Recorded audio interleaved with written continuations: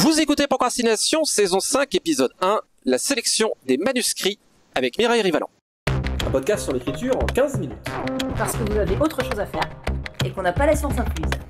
Avec les voix de Mélanie Fazi, Estelle Fay et Lionel Delous.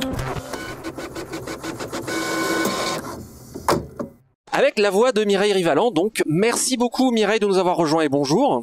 Bonjour. Merci vraiment, on est très honorés que tu aies accepté de répondre à notre invitation pour parler justement d'édition. Donc pour te présenter très rapidement, Mireille Rivalan, tu es co-directrice de La Talente. La Talente, c'est une librairie, une maison d'édition avec une longue, belle et prestigieuse histoire dans le domaine des littératures de l'imaginaire qui est à Nantes depuis environ 40 ans. Environ 1 millier de titres au catalogue tout confondu, de l'imaginaire donc, mais aussi du polar, des essais, du théâtre, de la BD, en grand format, en poche et en numérique. Pour donner quelques repères très rapides des très grands noms publiés par La Talente, dans l'imaginaire international, mentionnons Terry Pratchett, Michael Moorcock, Dmitri Glukovsky, John Scalzi, David Weber, Glenn Cook, Ursula Le Guin, Poul Anderson, Orson Scott Card, et dans le domaine francophone, on peut mentionner par exemple Fabrice Collin, Pierre Bordage, Jean-Marc Ligny, Roland Wagner, Régis Gaudin et encore Jean-Claude Duniac et tant d'autres que pouvons évidemment qu'inviter les auditeurs à découvrir. Une longue et belle histoire, et donc nous pensions que plutôt que les auditeurs ne nous croient quand on leur parle de soumission et de sélection des manuscrits, la meilleure chose à faire, ce serait de demander à une éditrice du métier de nous en parler et peut-être éventuellement de démythifier quelques légendes sur le sujet ou quelques angoisses et d'entrer finalement dans le détail des coulisses, comment ça se passe vraiment. Pour commencer, une question très concrète, pour avoir une idée, combien de manuscrits est-ce que La Talente reçoit à peu près ? Alors La Talente reçoit de l'ordre de 800 manuscrits par an. Il y a un compte exact qui est fait depuis 3 ans que nous recevons les manuscrits chaque mois de janvier. Je l'ai pas tout à fait en tête, mais oui, c'est de l'ordre de 800 et je pense que c'est proportionnel à ce que reçoivent nos confrères et en fonction de ce que nous publions. Et derrière, en fait, comment s'organise la sélection ? C'est-à-dire, est-ce que ça se fait en plusieurs étapes ? Est-ce qu'il y a des chaînes de relecteurs ? Comment ça se passe concrètement ? Alors concrètement, il y a effectivement une personne qui regarde tous les manuscrits reçus. Jusqu'en 2008, je crois me tromper peut-être à 1 an près, je m'occupais de cela. J'ai passé ce relais à Yann Olivier quand nous avons eu la chance de pouvoir commencer à travailler ensemble. Et donc effectivement, soit moi pendant longtemps, puis maintenant Yann Olivier reçoit l'ensemble des manuscrits, les ouvre, vérifie qu'ils correspondent bien à nos intentions de publication et ensuite il se plonge dans la lecture de tout ce qu'il a sélectionné comme pouvant être valide pour notre publication. Ensuite, eh bien effectivement, Yann, une fois qu'il a repéré les manuscrits qui peuvent nous intéresser, te demande jusqu'au bout si ça va être vraiment un livre qu'il peut retenir. Et évidemment, dès qu'il a une alerte et une passion, un intérêt pour un texte, eh bien, il se penche vers l'équipe et il nous demande d'accompagner, de rejouer la lecture.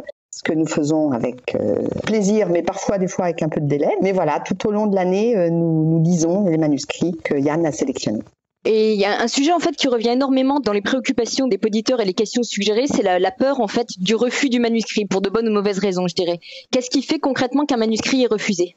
Waouh, c'est facile. Hein. Qu'est-ce qui peut être éliminatoire ou qu'est-ce qui Alors, la première chose, c'est effectivement notre champ de publication. Nous publions effectivement des ouvrages de science-fiction, de fantasy, de fantastique, essentiellement. En tout cas, pour ce que Yann demande, lui, à travers cette réception de manuscrits. Évidemment, c'est l'intérêt que le premier lecteur trouve à un roman et son intérêt va être mené par une capacité narrative, le sentiment qu'on n'a pas envie de l'arrêter. C'est effectivement l'appétit de lecture. Ce que nous cherchons, nous publions des livres qui sont, j'aime les appeler, je mets des guillemets, des heures de lecture merveilleuses. Donc nous publions des livres de littérature populaire qui ont pour vocation de s'adresser à des lecteurs qui ont choisi la lecture comme une occupation, comme une nécessité dans leur vie. Et surtout, nous cherchons vraiment le roman qui va à la fois et nous sommes les premiers lecteurs, qui va nous apporter un sentiment que ça n'a jamais été lu, ça n'a jamais été écrit. C'est un sujet, une capacité narrative qui n'a pas encore été écoutée ou écrite. Donc il y a une recherche peut-être d'originalité ou de personnalité avant tout ? Alors de personnalité, parce que je ne sais pas si l'originalité, c'est vrai que c'est peut-être un terme un peu abstrait, hein, mais en fait oui, de personnalité. Et un texte, on se dit ça nous raconte réellement quelque chose qui nous apporte une nouvelle façon d'envisager tel type d'histoire, et aussi tout simplement un grand plaisir de lecture. Tu viens de répondre à ce qui faisait qu'un manuscrit était accepté. Et à l'inverse, il y a une peur en fait très forte chez beaucoup de lecteurs débutants d'un manuscrit refusé pour des questions d'orthographe, pour des questions de présentation, pour des choses comme ça. Et est-ce qu'il y a des critères éliminatoires dans les manuscrits reçus ? Alors, c'est une vaste question. Oui, non, je peux comprendre cette angoisse. Évidemment, je suis de l'autre côté. Hein. Donc, pour ma part, je n'écris pas. Je pense que, en fait, bien sûr que quelque chose qu'est-ce qu'on pourrait dire, de propre est plus aisé à lire. Mais on cherche avant tout la capacité littéraire. À la limite, je veux dire, par exemple, quelqu'un qui est dysorthographique a le droit d'écrire, me semble-t-il. Être capable de raconter une histoire, c'est ça le plus important. C'est notre travail derrière, si on a été conquis par une histoire, de faire avancer l'auteur vers la maturité de son écriture. Et est-ce qu'il va y avoir des cas un peu problématiques où on se demande si le retravail nécessaire derrière va être trop important pour que ça en vaille la peine ? Ou est-ce qu'en général c'est assez clair que ce soit dans un sens ou dans l'autre ? Alors, nous concernant, je pense qu'on est un petit peu fou de ce point de vue-là, mais c'est vrai que le fait qu'on a affaire à un auteur, une auteure conteur, conteuse, va primer pour nous sur ce qui pourrait être les qualités d'écriture. Une qualité d'écriture, c'est un rythme, c'est un ton. Et effectivement, là, c'est peut-être un péché d'orgueil, mais on se sent capable de faire évoluer quelqu'un vers une réalisation d'écriture aboutie. J'ai une question, tu as peut-être déjà en partie répondu à ça, c'est qu'il y a aussi une angoisse en fait d'adéquation du manuscrit avec une ligne éditoriale. C'est quelque chose qui préoccupe aussi beaucoup les jeunes auteurs, qui ont parfois l'impression que la ligne éditoriale est un prétexte pour refuser les manuscrits. Est-ce que cette question d'adéquation est importante et comment tu définirais celle de La Talente ? Je pense que tu y as répondu déjà en grande partie. Oui, mais on peut toujours repréciser ça. Bon, La Talente ne publie pas énormément de textes au cours d'une année. Nous sommes autour de 35 parutions par an, sachant qu'effectivement, il y a les auteurs qui publient déjà chez nous et dont nous faisons le suivi de l'œuvre.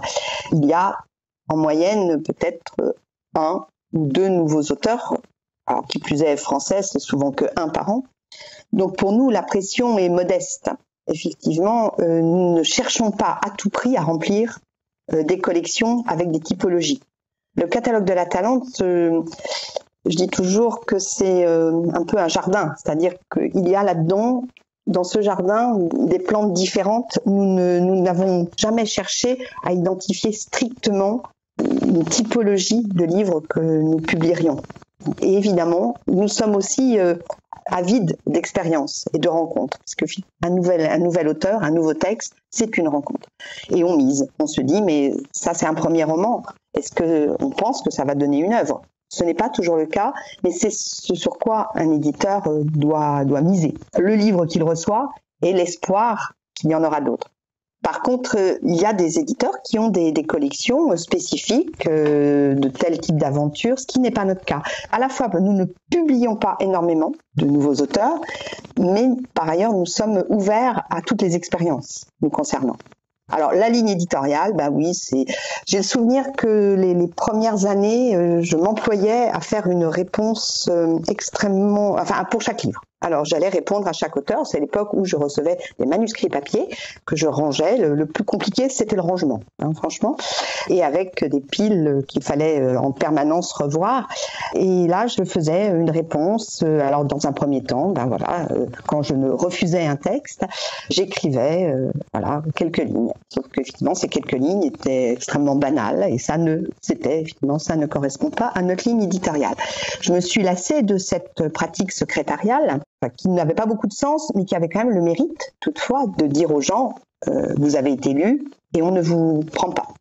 Alors j'ai eu un peu honte et un jour je me suis dit allez, il faut être un peu courageux et honnête, répondons avec des vraies raisons.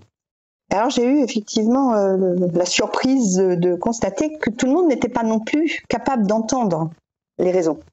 Et du coup, le dilemme s'est posé, mais qu'est-ce que je fais? Si les gens, du coup, me réécrivent en râlant, c'est pas ça mon métier, d'entretenir une relation de lettres où on se répond en n'étant pas d'accord sur un texte que je ne publierai jamais. La Talente n'a pas besoin que je passe mon temps à ça. Donc j'étais bien embêtée et bon, j'avais finalement conçu une lettre de réception qui disait « Et si vous n'avez pas de nouvelles, c'est qu'on ne prend pas votre texte ». C'est pas très sympathique, mais je reconnais que ça avait le mérite de me mettre au moins à un endroit où je n'étais pas en porte-à-faux vis-à-vis de mes heures de travail et d'éditrice qui, globalement, a beaucoup de temps à passer sur les textes qu'elle a choisi de publier.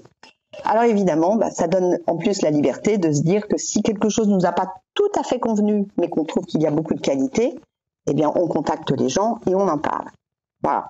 Mais évidemment, la question de la ligne éditoriale, j'en conviens, c'est un élément de langage, comme on dit actuellement. Et pour revenir sur la question de la rencontre entre un éditeur et un auteur, quel est le meilleur moyen pour attirer l'attention d'un éditeur? Est-ce qu'il vaut mieux plutôt le rencontrer en personne, sur un salon ou ailleurs, ou est-ce que la soumission suffit par elle-même? Non, la seule chose qui compte, c'est le texte. C'est clairement cela, et d'ailleurs, je ne suis pas une adepte des lettres de présentation à rallonge et encore moins des synopsis. Parce que précisément, un sujet peut me faire envie, mais ce qui compte, c'est effectivement la façon dont cela est raconté. Donc, les rencontres sur des salons, oui, ça permet peut-être quand même de se dire qu'on parle de la même chose, qu'on a les mêmes intérêts, et ce n'est pas rien. Mais la seule chose importante, c'est qu'on nous envoie un texte et qu'on prenne le temps de le lire. En fait, corrige-moi si je me trompe, tu décris pour moi dans l'ensemble du manuscrit que tu reçois quelque chose qui est un tout holistique. Ces derniers temps, en ligne, et nous plaidons coupables concernant cette tendance, il y a une tendance venue entre autres du monde anglophone à essayer de voir la littérature et l'écriture, qui est un art, mais aussi avec sa part de technique narrative, et dont nous parlons depuis 4 ans maintenant. Est-ce que c'est une tendance que tu as vue? Est-ce que tu as un regard là-dessus? Est-ce que tu penses que c'est une bonne chose? Est-ce que tu penses qu'au contraire, c'est une fausse piste, etc.? Alors, ce n'est pas dans la culture française et je pense qu'il y a un grand manquement dans l'éducation d'écriture en France.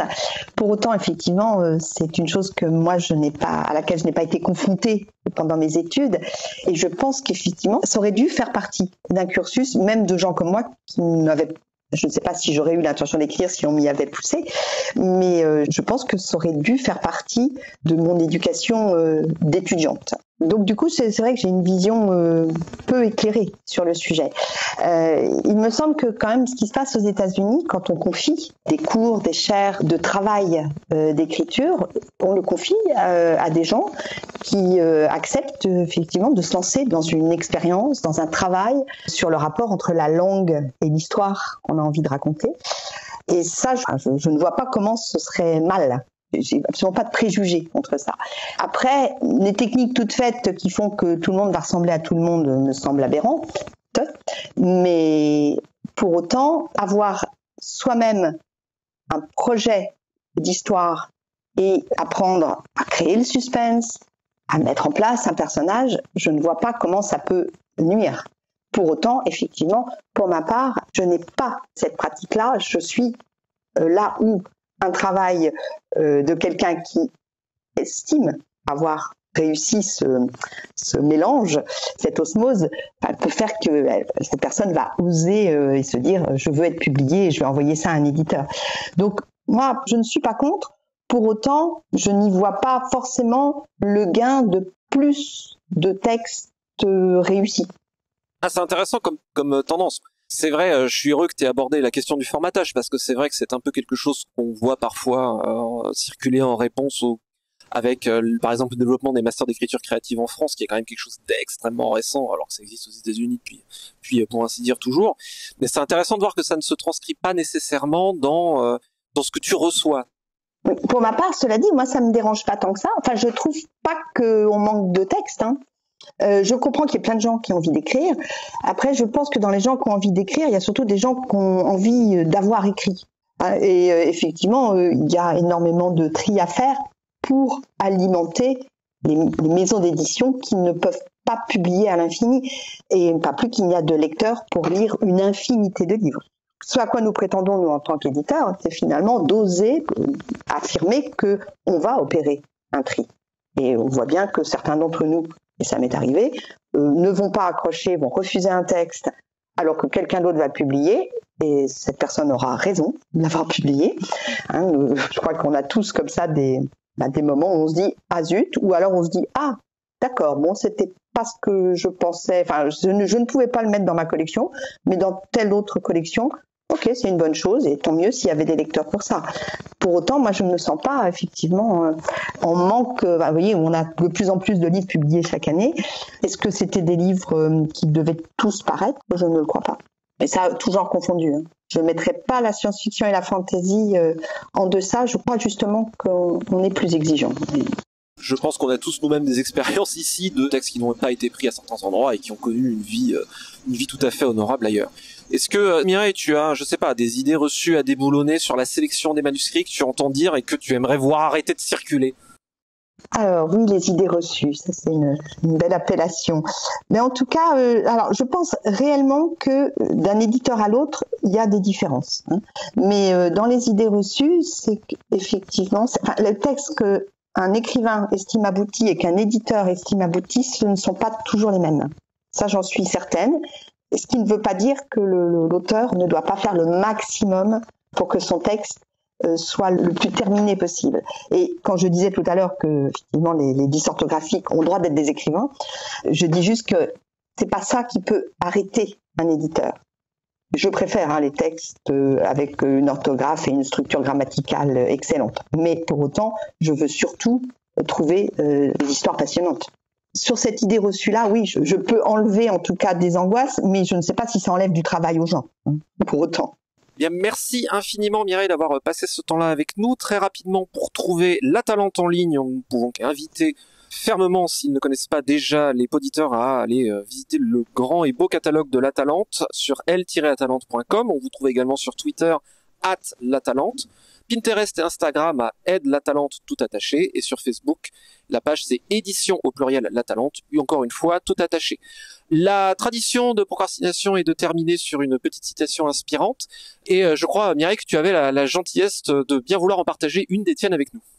Volontiers, et je vais m'appuyer sur un auteur ô combien prestigieux, Terry Pratchett, qui savait lui donner des conseils aux écrivains, et il disait: vous devez lire jusqu'à vous y noyer, vous devez vous asseoir des heures devant un ordinateur et faire de la grammaire et de l'orthographe une partie de votre vie. C'était Procrastination, merci de nous avoir suivis, encore merci à Mireille Rivalan. Maintenant, assez procrastiné, allez écrire.